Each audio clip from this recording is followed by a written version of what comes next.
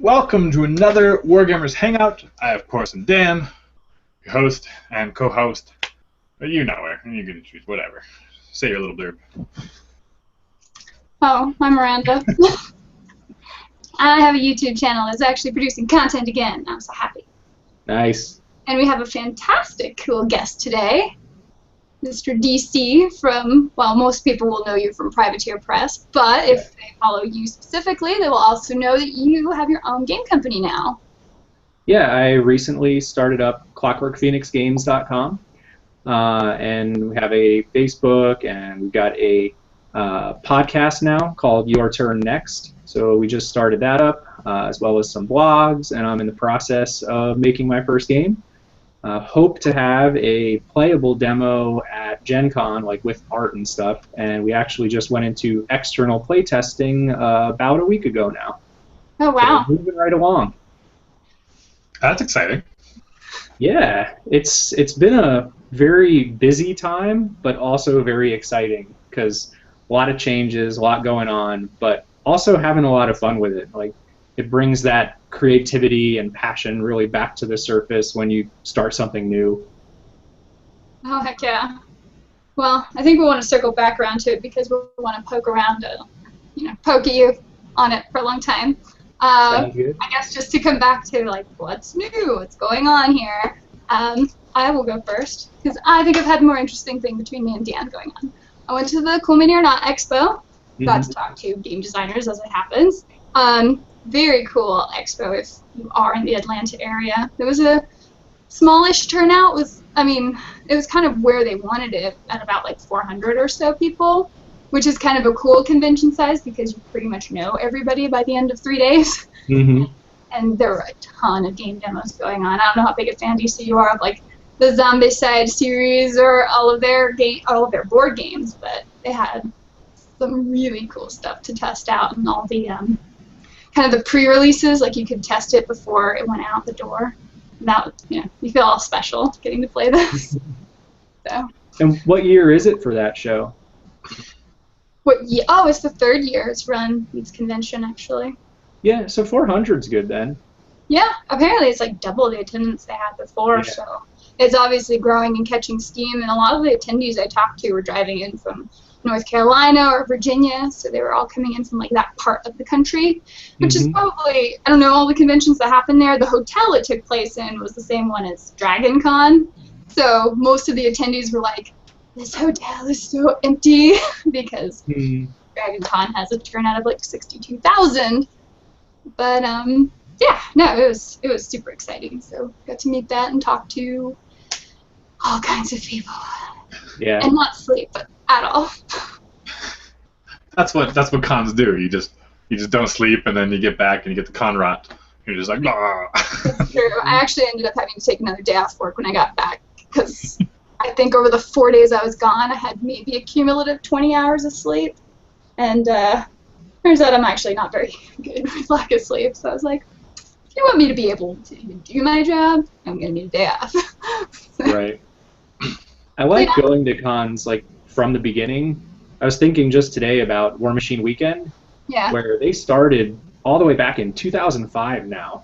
Wow. It was the first ever Warmachine Weekend. Had like maybe 40 or 50 people, and then since then it's grown and grown and grown every year. And they're going to have another one this year, and hopefully it'll be bigger and better than ever with thousands of participants, tons of events. It's really become kind of a showcase of competitive Warmachine play. Yeah, it's also a big... You know how many people got out the Warmachine Weekend this past year? I don't have a good count. Carl would be the one to ask. Mm-hmm. I went 2 years ago, and it was super fun, but it was like lower. It seemed that it was like around 400 or 500 people too. Yeah, that sounds about right because it's a very focused convention as opposed to ones where they have tons of different things. It's really got a very specific thrust to it of just hanging out with other Warmachine players and just having a good time with that. There's some hobbying, there's some role playing, there's some other gaming on the side, but the vast majority of it is just big competitive Warmachine tournaments. Oh wow. It is, yeah. You can just play little scrambles, and like there's always something going on. You can play competitive Warmachine. It's so much fun. I loved it. I'm gonna really try to go this year as well. Yeah, and so many like weird formats and stuff. That was the first place they held the Senior Pro Tour tournament, where it was Warmachine gamers 40 years old and up specifically. Yeah. So that was kind of cool. Oh wow, interesting. Yeah, and then they have a Young Bloods one too. You know, newer players, little kid playing, and it's just like it's awesome to see. They're like teenagers, and they're like getting all excited, and they're like, oh, I was able to use like PKing in this way, and then like they're somewhat primitive strategies, sometimes advanced strategies, and you're like, that's awesome. You're like, I wish I was in the Warmachine back then, but you know, it didn't exist. So. The cool part to me about the Youngblood stuff specifically is the energy that they have. They're all just so excited and ready to just have fun with it. And just play games back to back to back to back. Do you realize it's 4 a.m.? Yeah. Good times. Yeah, and most of the time their paint job makes mine look really good, so. For hardcore tournament players, yeah, that's actually more true than that. I don't even know why. So is that it? What else has been going on with your life, Dan? Now that we've talked about gaming, you're probably just going to talk about something boring like hiking. I hiked another mountain flip-flops this past Saturday. It was pretty good. Not a bad hike. It was about 6 hours, so not a crazy hike. But I just love being on top of a mountain. It's amazing. So I did it again. I'm collecting a bunch of rocks. I need to get a Sharpie, but I collect a rock from like the top of most mountains I climb. There's no one, nothing special, but just write the mountain on it, and then I have a jar of like 8 rocks so far. It's gonna be a big basket, and eventually people are like, "What is with this stupid thing of rocks?" You should just keep it in a clear box and refer to it as your box of rocks. And then people can think that's cool though. That way you remember each individual trip. Mm-hmm.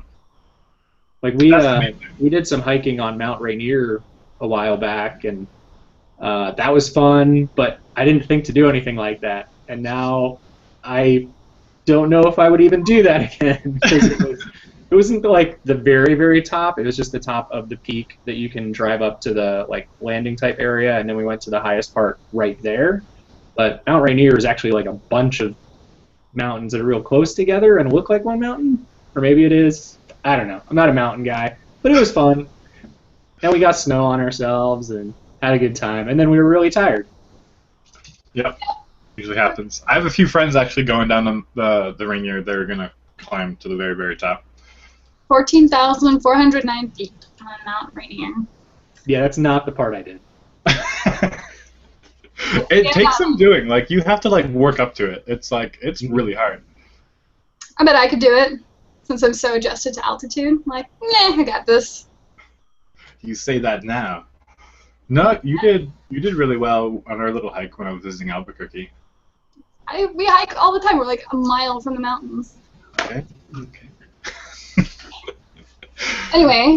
Yeah, so that's all. I've been working and doing that, and not painting or playing like hardly at all. But I've committed. Like, there's like so many things going on, but I'm like, no, there's a tournament on July 4th, and I'm going because it's not that special a day in Canada. So it's gonna be just a normal, fun Saturday. I'm gonna drive up to Edmonton. It's a 3-hour drive, but it's worth it because there's this tournament organizer who just like he has like goodies and popcorn and like chips, and sometimes he brings you ice cream in a cup in like the middle of a game, and you're like killing your other guys, and you're just like, like he's just so good. He has awesome prize support. Everyone from around, people are coming up from like 5 hours from like it's just he has it every couple of months, and it's awesome. Just the community that gets. I love the Warmachine community. It's just so awesome. You do have a very some tournament organizers just get so into it, doing like all kinds of stuff. Yeah, so it's great, and I have a really good meta. Like they're on like the world tournament. What is that called? Whatever the Warmachine that's happening in Ireland. Anyways, there's like I don't know, like 4 or 5 people in one of the 2 teams that are like on the teams that are like that you play with in the local tournaments a lot. So it's just like it's good practice. Indeed. Especially playing my pigs. I've been loving Pharaoh recently just because it's ridiculous, and I'm like, I'm gonna win. And I do, because people have no idea what they're playing against most of the time. But then they're going to get used to me, and then I'll start losing again. No, you keep up with all those Pharaoh games. Probably keep winning for a good while. I need to get that the music that you put on the battle report. Just put it on my phone and just have it playing the whole time. I can hook you up. And then every time something new comes out, new things for you to figure out, new things for your opponents to figure out how to deal with them. Mm-hmm. I like how it's always changing, always evolving. He's wonderful. And then, Dan, do you have a Reckoning? An event going on for the new release, I think, is Reckoning? Probably. I would guess so, but we'll have to see. Right. I've been so out of touch recently with my local meta, so I'm like forcing myself to go to this tournament, like I said. But I think we would. So how close are your local tournaments? If that one's 3 hours away. Right. Well, so there's in Calgary where I live. There's like a North gaming group and a South gaming group, and they meet on Mondays and Thursdays, and we have a tournament not overly often. But there's that. But then there's like other tournaments that have like Warhammer and Malifaux and all that kind of stuff added on, and they always have a Warmachine side onto it. And so I would say we have like 4 or 5 a year local in Calgary.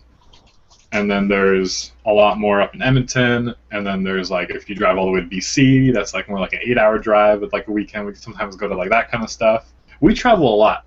We're like not a stranger to just getting in the car and driving and as a big group, and it just makes it so much more fun and enjoyable to just meet new people and play against new opponents and see different kind of lists and play styles, and it helps your gameplay evolve so much, and you get cool new strategies and ideas.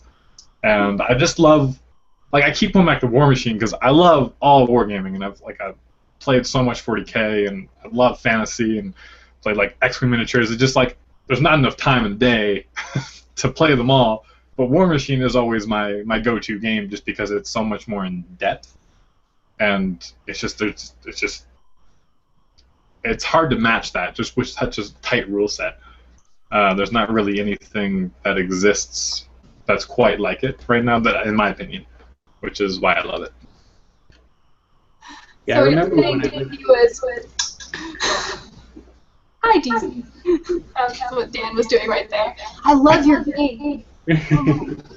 No, I'm just being honest. No, it is a really good game.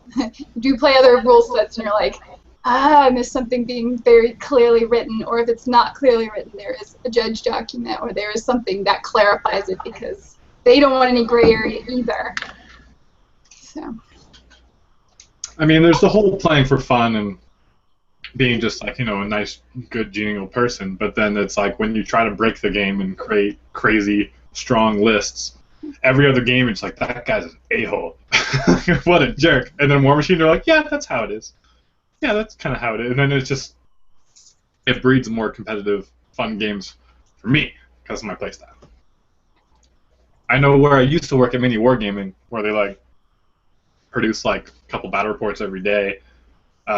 Main guy Matt, he loved Warmachine at first, but then he always loves creating and trying these things, and so he'd try to play Warmachine and get leagues, and he'd try to tweak the rules or make some little custom things, and the Warmachine players like, no, it's not balanced, no, you can't play it that way. And he's like, screw it, I'm going back to 40K, I have more fun with it.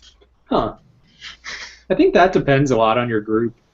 Because there are definitely groups out there that do all kinds of crazy campaigns or weird one-off leagues and such. Even just in No Quarter Magazine, a lot of times there's little scenarios or even mini campaigns that are way outside the normal tournament-style Warmachine game. Mm-hmm. Yeah. Oh crap, what was it called? But there's one again up in Edmonton. Well, I'm never going for the first time, just thinking it was a normal tournament. But they had all these weird rules, and the terrain on the board was nuts. There was crazy terrain, and there'd be the zone, and there'd be a wall, a perfect wall for the opponent. You always want to go second, so you could choose board side. The terrain was so imbalanced. but it made for some weird, fun games. And then, you know, you get the Crix player spanning Bane Knights, and you're like, they don't care about terrain. This is unfair. And Angelius flying right over the wall. Yeah, it's like, oh, Legion and Crix, whatever. It's like, you're already, you know, not very happy with their breaking the rules, but then, like, that kind of tournament setting, and you're like, ah! But it made for a really fun challenge. You're like, okay, so they're going to expect me to do this, and then it's just formulating strategies, and yeah, it works. It still works. Yeah. So let's go back to introducing DC again. And for the record, for the audience, guys, like, obviously you can't ask him about what new is going to come out that hasn't been announced yet and things of that nature. So try not to be that guy. But yeah, so DC, for those of you who don't know, most of you, how long have you been working with Privateer now? I started in 2008, so this is year 7. Yeah. Wow. Did you do game? Because you do like the game balancing side of it, don't you? Mm-hmm. Yeah, I was the development manager for 6.5 years or whatever, and then I just recently transitioned to still being a Warmachine and Hordes game developer there part-time, but then also having the freedom to do some of my own stuff when it comes to board games and card games the other part of the time. So yeah. Kind of got the best of both worlds going on right now. No, that sounds ideal. Is that part of what, like, working there, did it kind of inspire you to start doing, like, your own thing? Or have you always wanted to do that? No, I've pretty much always wanted to do that. I, as a kid, would, like, start making games out of things. I would grab my toys and grab a handful of dice from some game and start, like, assigning different dice to different, like, toys and force my dad to play these crazy little made-up miniatures games with me. I didn't even know what miniatures games were, and I was already doing that just for fun because it was something that appealed to me. And then as I grew up, I got into competitive chess for a little while, and then some miniatures gaming, and I actually came to role-playing gaming later in life than a lot of people seem to, but eventually just all different types of games, collectible card games, like just wound up playing a lot of different styles and trying to understand and appreciate what each of them brought to the table. Yeah. And eventually started doing freelance work for various game companies. Back in about 2000 or so, I was just kind of starting my career as an engineer, and I had a lot more passion for my hobby of doing game development work, writing about games, helping with game balance. And so down the road a ways, I was able to eventually move from a freelance capacity into a full-time capacity. And that's where the whole being at Privateer Press comes in. Are you native to Washington? No, I am native to New Jersey. Jersey? Yeah. Come on. I've lost my accent quite a bit, but a couple of words you can still hear it on occasion.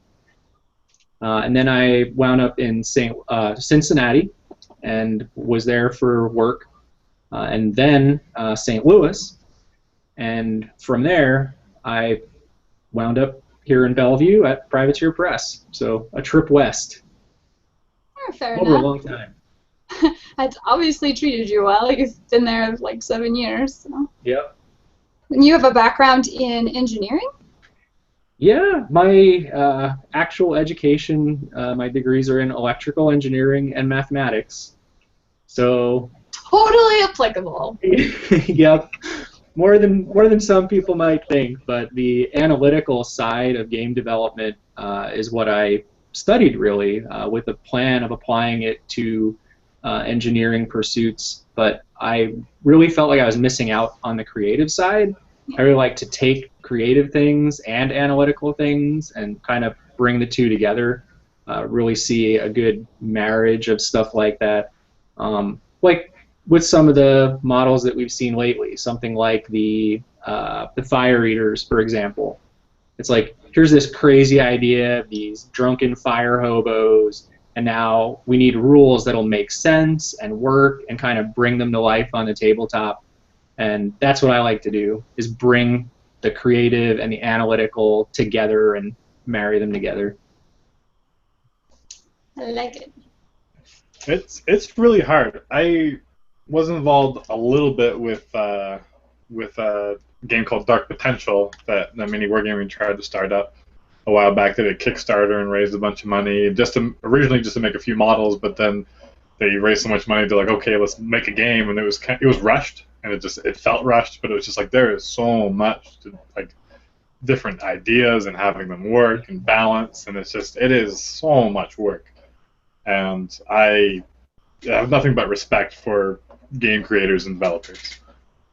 Yeah, even for seemingly simple little board games or card games, I have giant spreadsheets of information, all of it kind of analyzed, and then have equations for how to do costing models. That was something that I did back when I was freelancing too, is helping companies develop a costing model for their cards or for models in a miniatures war game, things like that, so that there was balance and parity between them.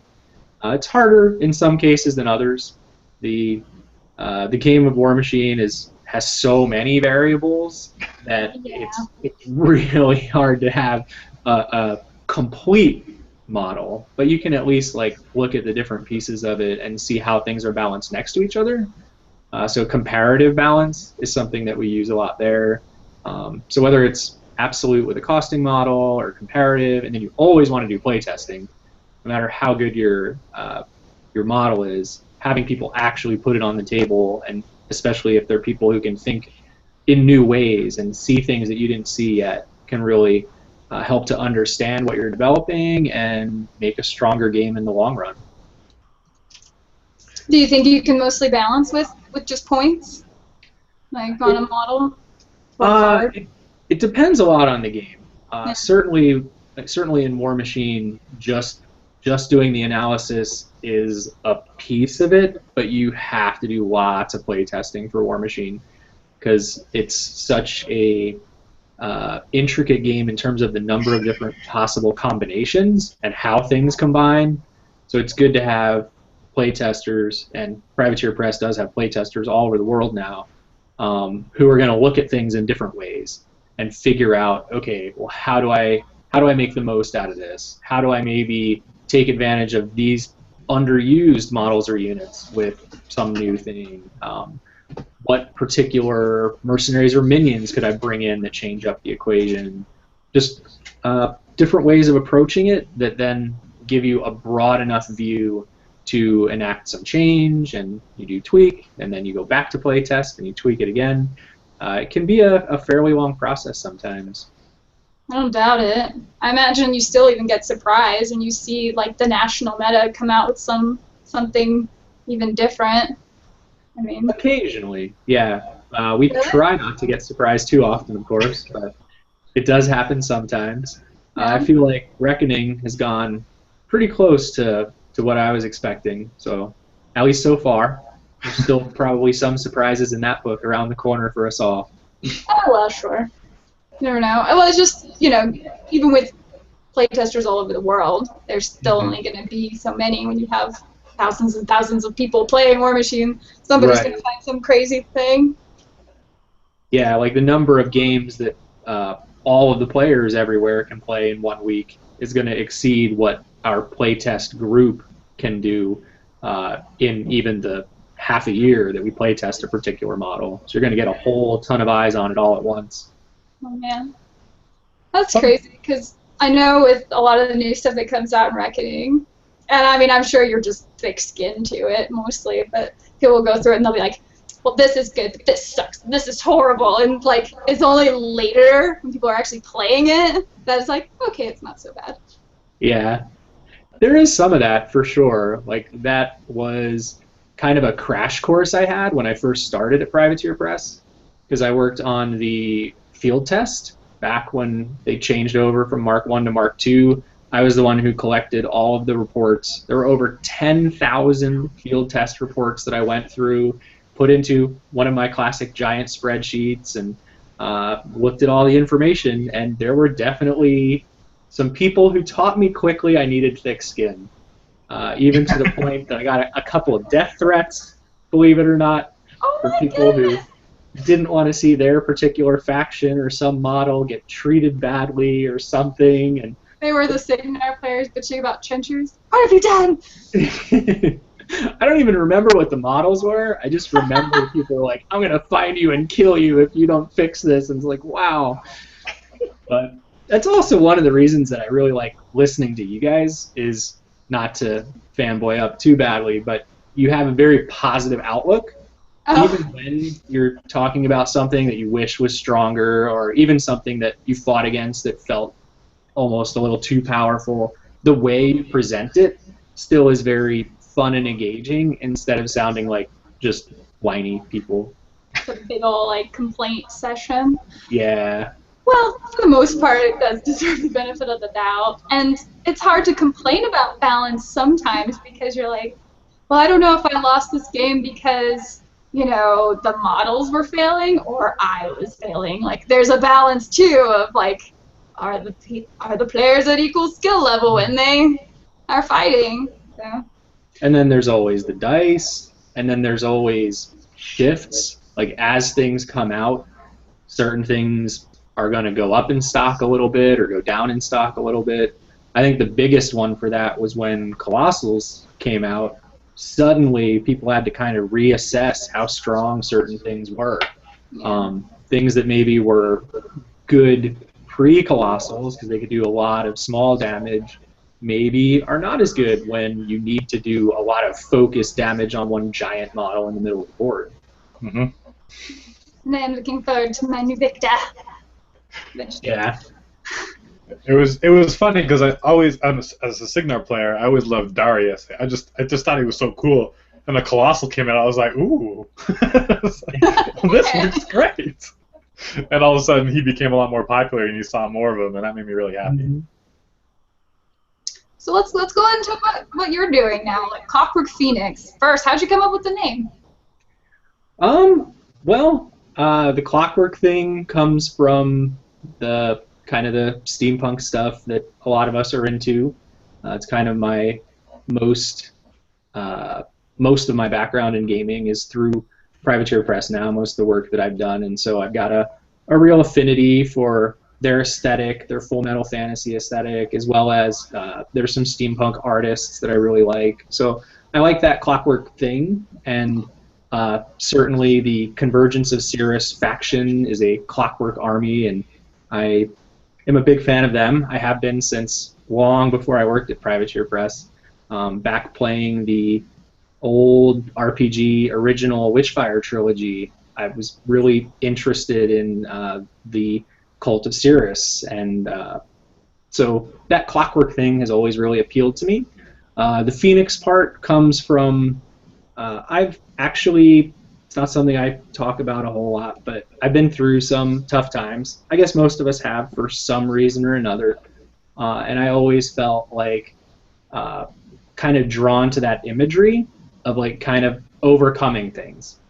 So being able to say, all right, whatever's happened, whatever you've had to deal with, just like that Phoenix, you can have another chance. You can always rise again. So put those two concepts of things I really liked together and made sure there wasn't another game company or upcoming game that was called that, and then here we are. Probably a good thing to check as well before you go throwing that out there. It's interesting because you find things that you didn't even know were out there, and you're like, oh, that's such a good name. Well, no wonder somebody already used it. It's the same for games or whatever. Games or pretty much anything you can think of. It's actually a little frustrating. Come on! How'd you even come up with that? Yeah. Well, that's cool. And yeah, the whole idea of the Phoenix and getting beyond bad times is definitely something I think most people can relate to. So. Yeah. Now, do you have a focus? I know. Well, actually. You had a Kickstarter a while back for the wolf tags. Was that under Clockwork Phoenix officially? Officially, I think no. I was kind of really trying to figure out a lot of things at the point in time that I made that Kickstarter. I wanted to kind of get a better feel for how Kickstarter worked, how I could use that as a tool, and so I did something that wasn't even going to be a game, but just kind of a game aid, like how people make templates and stuff. I was like, well, what would a good, cool little game aid be for Werewolf? And so I made the Wolf Tags Kickstarter for that. But really that was just kind of a testing ground or proving ground so that I could, when I do go out there and put my first game out there, that I will have the knowledge I need to try and make it a success. Because we've seen plenty of Kickstarters where people, for their very first game, they launch some huge, like, $100 big box game with tons of miniatures and tons of components, and then they're unable to fulfill it because they haven't built up the knowledge and expertise they need beforehand. So I wanted to try to avoid that and start with, okay, well, what can I do that's small to learn about Kickstarter? And the game that I'm working on now is an actual game and has a lot more complexity to it.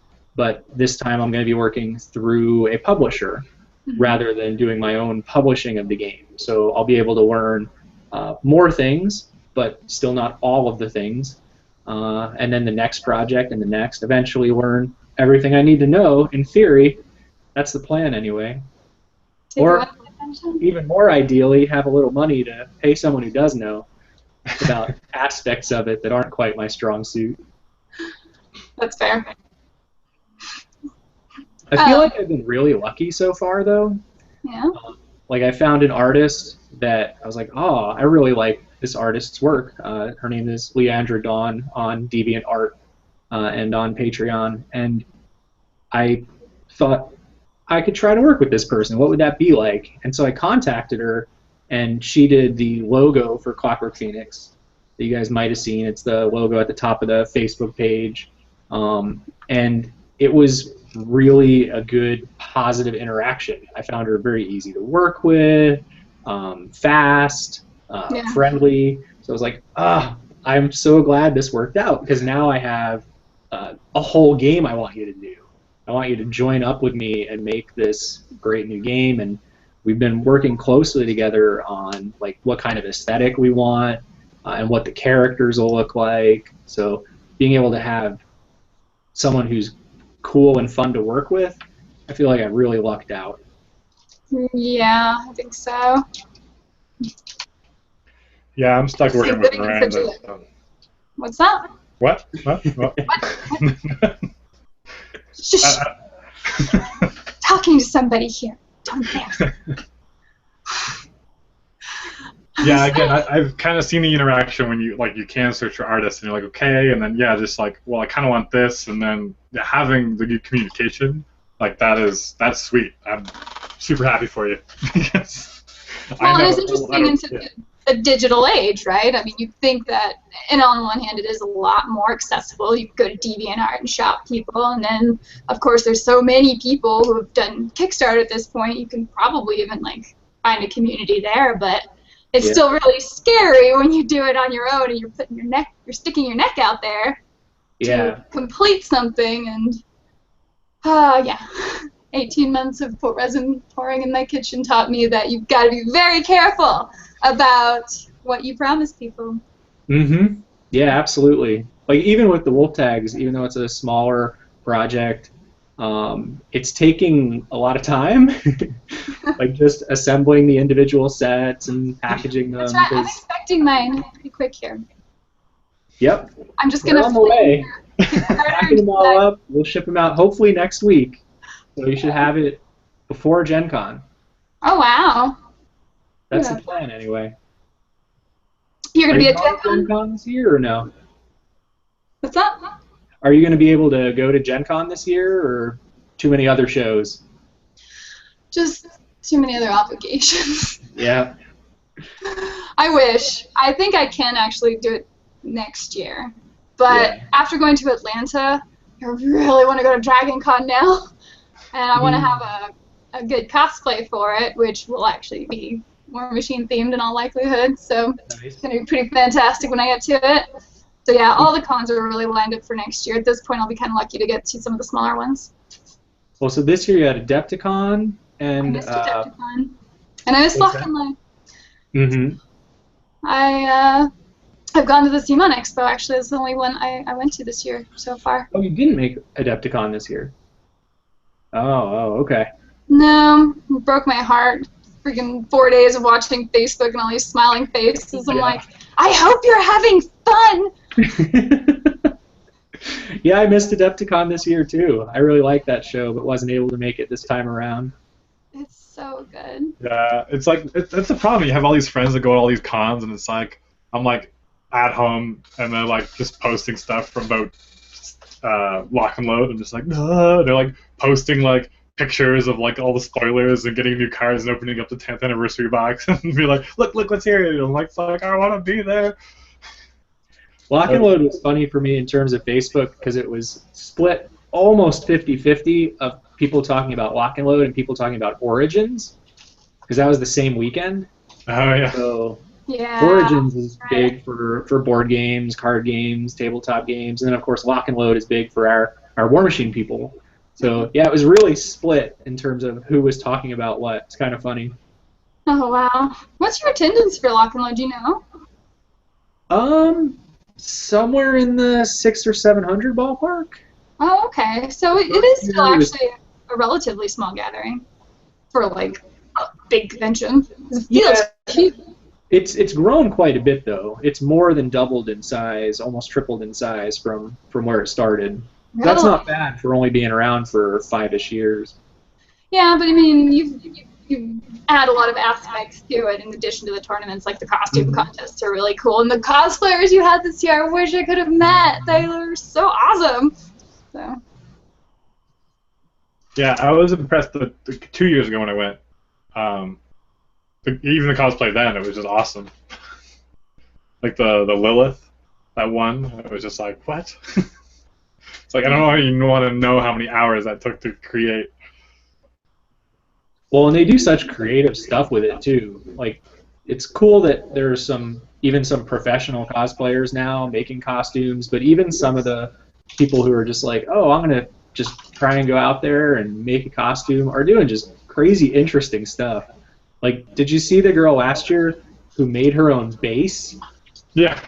Like, so it was a scale 30mm base that she would stand on for pictures, and that was awesome. That's such a good idea. That was awesome.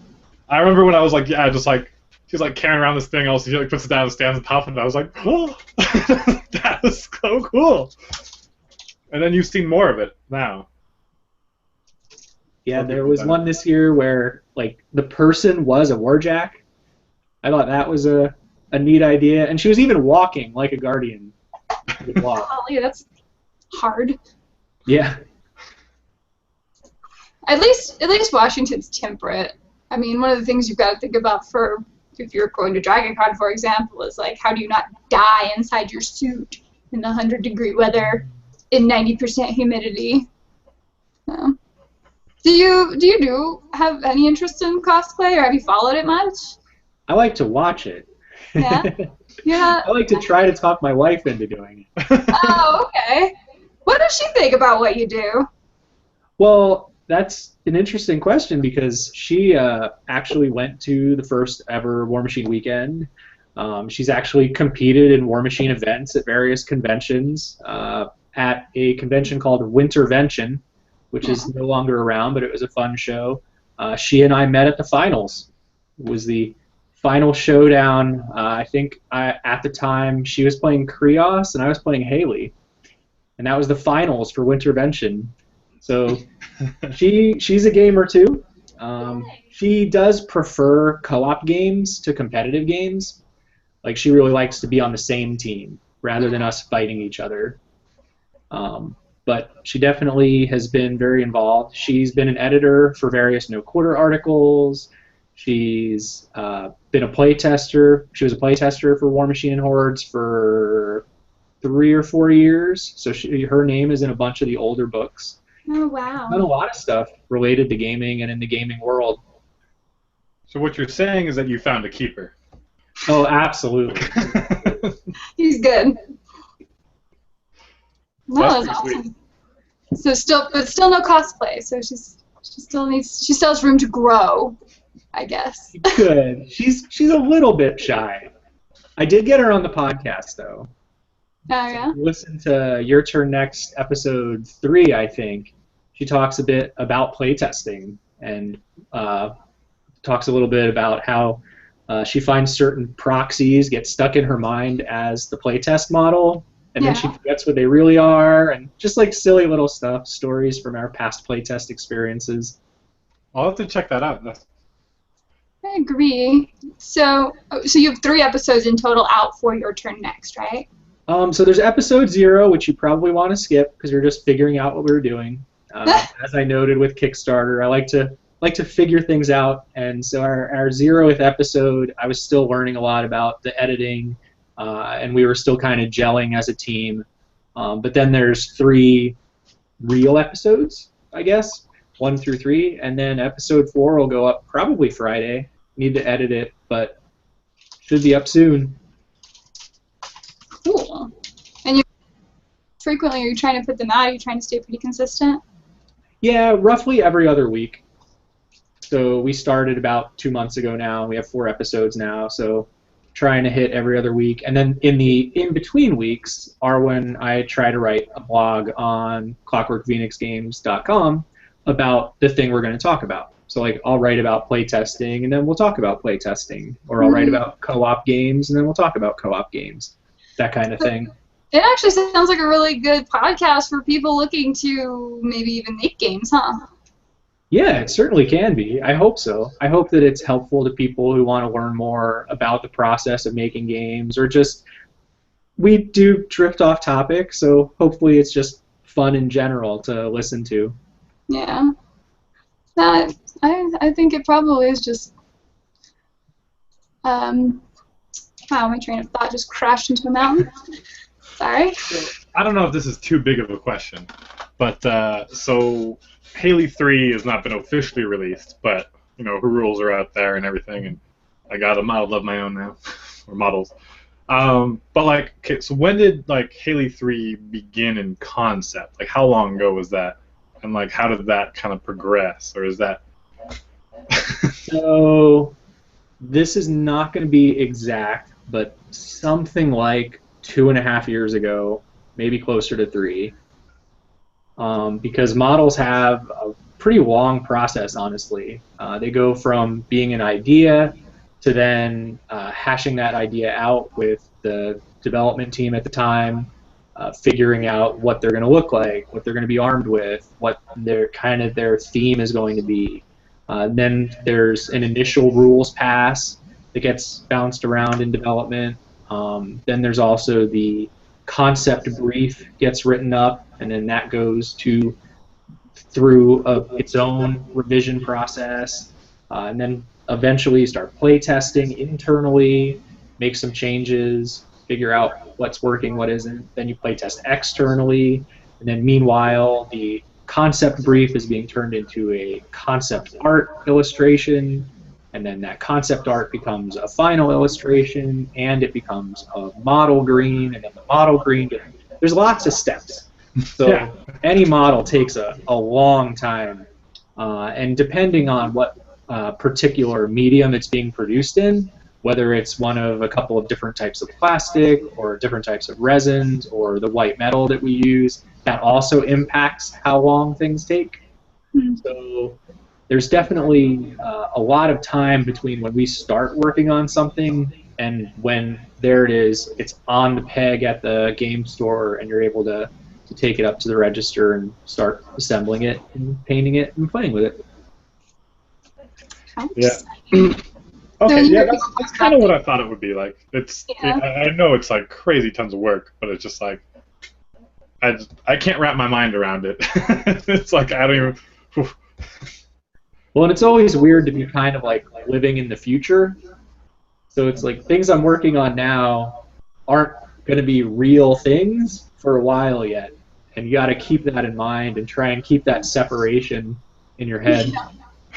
When playing with people, you're like, oh, that's not a rule that exists yet. Forget that. I once played a Warcaster in a tournament back when I was just an external playtester, not when I was at Privateer. But it was a model that was released at, and then right after it was released was a convention. And so I wanted to play it, And so I played it the whole tournament, and I was treating one of its spells like it cost 1 focus more than it did. Because at the very end of playtest, or towards the end of playtest, the cost of one particular spell went down by 1 point. And so I was misplaying it the whole time. It's hard to keep it all straight in your head. That's funny. Do you find... I was overpaying and not underpaying. I would have felt terrible. That's true. That's what I thought you were going for. I was like, and then I felt awful. No. I felt pretty good, because I still did well, even though I was paying too much for one spell. Way to handicap yourself. So how do you approach something... Quiet, Dan, I'm asking a question. Okay. How do you approach something like balance in a game? Like when you're making any kind of competitive game, I should specify. Like, what aspects... Obviously, there's point cost, but, I mean, what does balance mean to a game developer? Well, it depends a whole lot on the type of game. Certainly, no matter how close you can make it, unless something is perfectly symmetrical, there's going to be at least a slight power curve. So you're going to have things that are all like right around the middle of the power curve, and that's what you want. You want most things to be good but not overwhelming. And then you're going to have things that are a little bit weaker or a little bit stronger than that baseline, than the middle of the curve. And we try as developers through analysis, through experience, through playtesting, through mathematical modeling in some cases, to really bring things into that place of balance, into the middle of the power curve. But there's still going to be slight variations. Some things are a bit more situational than others, which can make them stronger in some situations, but weaker in the wrong situation, of course. And some things are going to be kind of more straightforward. Oftentimes the straightforward things, or they can be a little bit lower on the power curve because their power level doesn't change. You were talking earlier about player skill and how that interacts. Some things that are particularly intricate require a higher player skill. So when you're a super skilled player, they're actually a little bit strong, a little bit high on the power curve. But someone who just picks it up and doesn't really know all of what it can do and all the interactions, for them it won't be as strong. So there's really a lot of learning for a game like Warmachine specifically. So there's just so many variables that the balance has to be really has to have a high focus on playtesting. I'm very happy with a lot of the people I've had a chance to playtest with. I think there's some great folks out there, both internally and externally, who have really helped make Warmachine a better game. I'm not going to claim that we're perfect, because we're not, but being able to have that opportunity to test it and improve on it is very important. And with game development for something like a board game or a card game, it's a very different sort of process. Usually you can get, well, fewer than the millions and millions of possible variations there can be in a Warmachine army. You know, okay, this deck has 30 different cards in it. I want all of the cards to be within this particular range of power, and it's usually a lot easier to figure out because you know the variables that are in that deck, as opposed to knowing that there are almost 1,000 other models in the world, and 100 different ones can be in this army in different combinations, and then, oh yeah, now I've got to think about the 50 some odd mercenaries, and like there's just a very different sort of level of analysis that's possible versus just that infinity of potential with something like Warmachine that makes it more difficult. So card games, I like to try and really nail down the balance with having some kind of model that looks at the different stats and compares that to their cost. Not just linearly, like don't just add up all the stats and that equals the cost, because that won't work very well. But what's important in your game?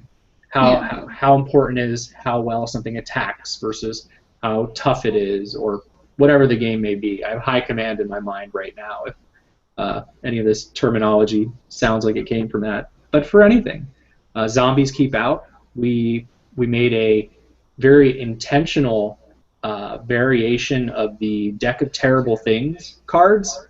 So we had some cards where you pick up that card and you have to do a terrible thing because then you are going to cooperate to overcome the zombies and win the game.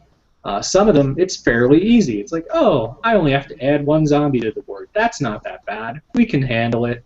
And then some of the other cards are far worse. And it's like, add 5 zombies to the top row of the board. It's like, oh, that's and horrific. Everything falls out, and oh, there goes one of your doors. Yeah, no, that game is, you feel like you can kind of keep it on balance until somebody gets bit, and then you zog out the window. Yeah, and one of the other things when it comes to developing stuff is being flexible.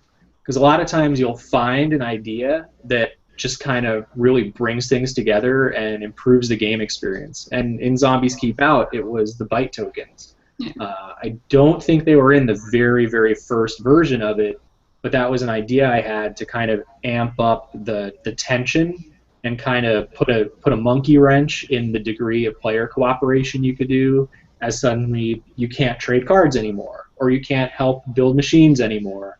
And I think being able to have an idea and be passionate about that idea is important, but being willing to change the idea, being willing to evolve it, is also a very critical part of making a good game. Yeah. Well, and it seems like with the cooperative games, one of the funny things you can do about them is make them kind of brutal, because being able to all team up against a game, even if it beats you, because like I really enjoy Arkham Horror, and you lose most of the time, and you're like, how am I having fun losing this game? But it works because you're all against the faceless game almost. Well, and when you lose, then you're kind of like energized to do better next time. Yeah. I play games. For a 4-hour game. What's that? And set up for another 4-hour game. Well, my co-op games that I am a fan of usually aren't quite that long. But I mean, even if next time is a couple weeks later, like because you tried and maybe you got close, if you don't make it as a team, you want to overcome that challenge. Like I play a lot of games with some of the guys from work, Michael Jenkins, who's a digital sculptor, Jordy, who's in the paint studio, and Mike Archer, who does the terrain stuff. We play games together, and we like co-op games that are a little too hard to beat the first time around. And so then we come back at it and try and come up with new strategies, new plans to then try to earn the victory. Yeah. Yeah, and you kind of have that. You have to have that random bit to it, because if not, then you find the one way that wins, and then it's like you can try another way to win, but you know you can beat it, and so like a lot of the fun comes out. But when you have those like crazy, random, awful things that like randomness to the game, then no matter how well you play, you can still lose, and so it just really makes you focus more and work together more. Makes it more fun. Yeah. Yeah. I agree. Well, we got a couple of questions in the DC, you can also answer this one. I don't know how much you get out to the conventions, but what is the next convention you will be going to? I will be at Gen Con. That's the next one that's on my radar. That's only about a little over a month away now. So coming up quick. Yeah, holy crap. It's really coming up. I will be lucky to make it to Warmachine weekend, but we'll see. I might have some smaller ones lined up, but I have to actually sort it out, and then I will tell everybody. Yeah, for me, Warmachine weekend is the goal that I'll hopefully be able to go to. I give it a 80% that I'm going. That's pretty good. That is pretty good. I want to go to Warmachine weekend. I only give it about a 60% right now, but I'm going to do my best. Mostly because I've missed everything else this year, and so I got to go to one. Mm-hmm. I know, you and your life. Sammy asks, what is the process of developing new ideas for Warmachine? Is it a round table, or does one person shoot an idea? And he means models, storyline, etc., more so than gameplay. So certainly for the model side of things I can speak to. I'm not a central part of the fiction writing process. But for model ideas, it can come from a broad range of sources. One of the sources is ideas that already were a past idea from a previous book, or just something that was pitched for a book but had to get moved for some reason or another. The most classic example of that is the Khador gun carriage, which was an idea that they wanted to put in the book that came out the second book, so like a long time ago, but they couldn't make it. They couldn't make what looked like a gun carriage to the scale of what they needed to do at the time. Yeah. So then, as they started bringing on the resin production processes and figuring that out, they're like, we can finally make this model that we thought of years and years ago. The Colossals are the same way. They had been an idea for a long time before they were able to actually make them. So an existing idea is one. Another one is there is a process where usually it's mostly Matt and Jason who kind of bounce ideas back and forth of, here are kind of the roster. So like we know how many Warcasters, how many other things are going into each faction.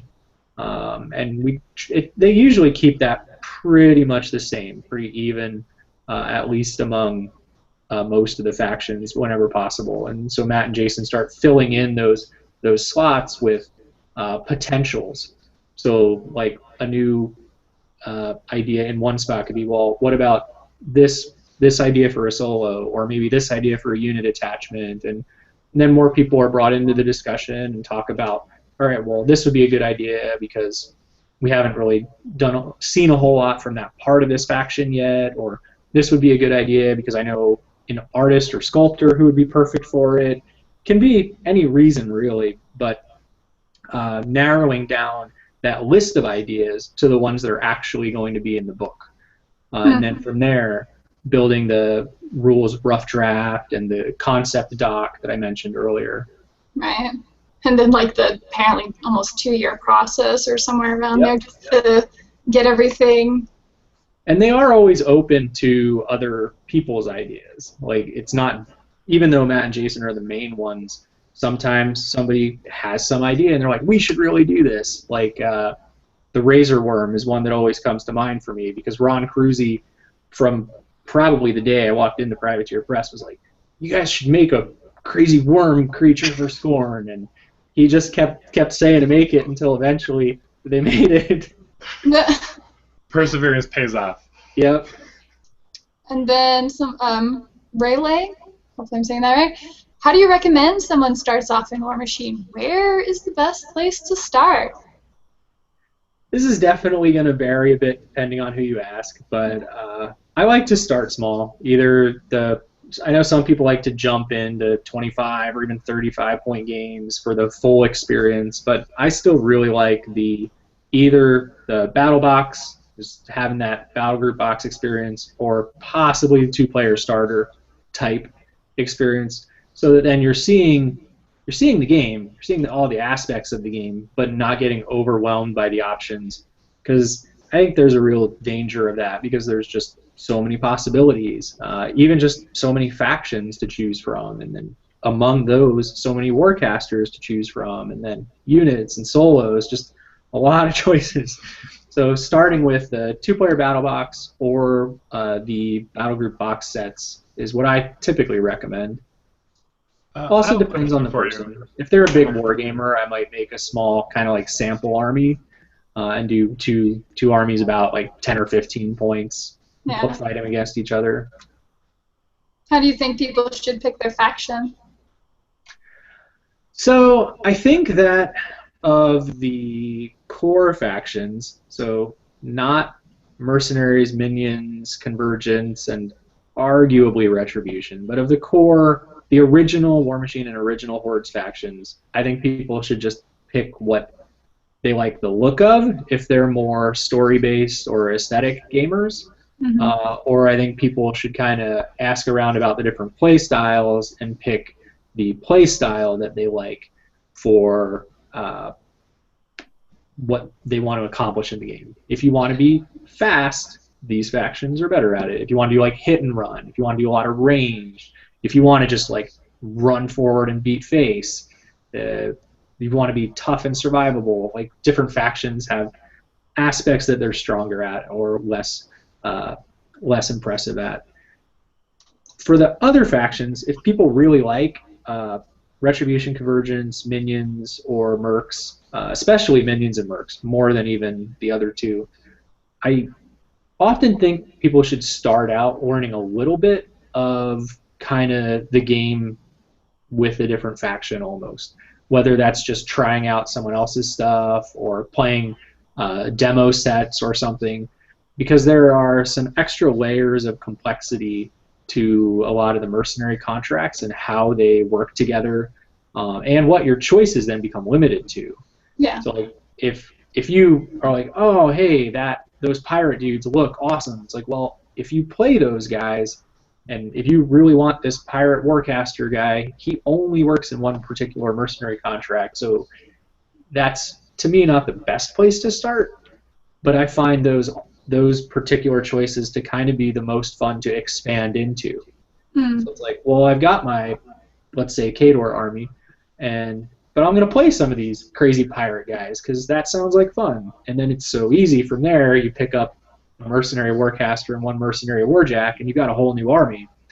So it's easy to get into mercs or minions from the other factions. So I often recommend those second. Then again, I'm kind of obsessive. I owned every single Warmachine faction even before I worked at Privateer. So I've got all of them. I can't imagine. I don't have room for what I have now. Did you say you do too, Dan? I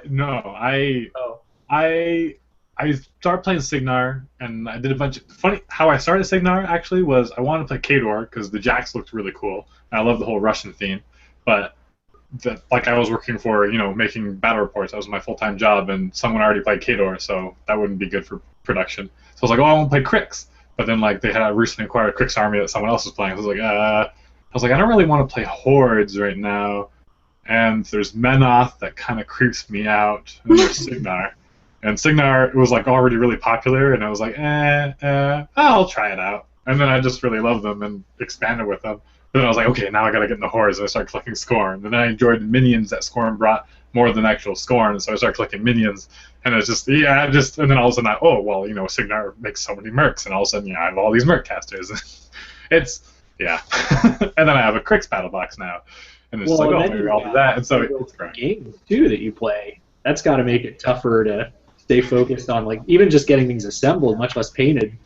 Yeah. That's why I like X-Wing.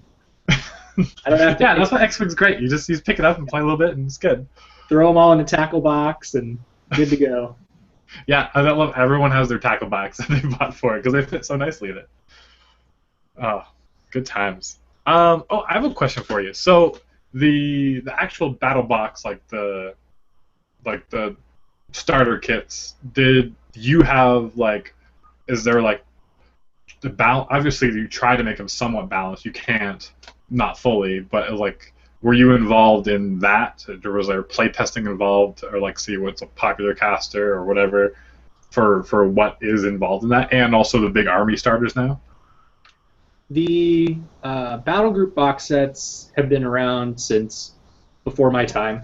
Okay. So I don't know exactly what the process was for making those, but certainly we do try to think about how that group of models then can grow and interact.